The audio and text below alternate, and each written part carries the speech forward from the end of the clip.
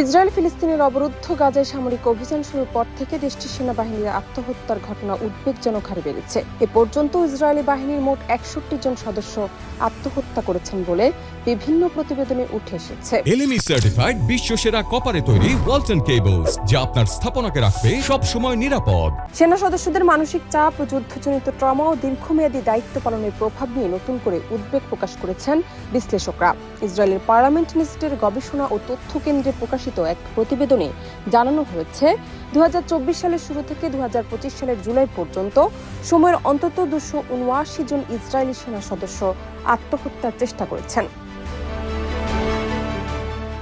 প্রতিবেদনের পরিসংখ্যান অনুযায়ী প্রতি ৭টি আত্মহত্যা প্রচেষ্টার বিপরীতে একজন সেনা সদস্যদের মৃত্যু ঘটেছে। এই তথ্য সেনাবাহিনীর ভিতরে মানসিক স্বাস্থ্য সংকটের গভীরতা স্পষ্ট করে তুলেছে বলে মনে করছেন সংশ্লিষ্টরা।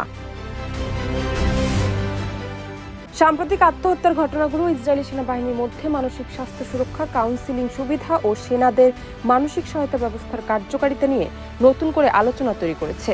পর্যবেক্ষকদের মতে দীর্ঘস্থায়ী সংঘাত যুদ্ধ পরিস্থিতির প্রভাব মোকাবিলায় সেনাদের জন্য আরও শক্তিশালী মানসিক সহায়তা কাঠামো গড়ে তোলা জরুরি হয়ে উঠেছে।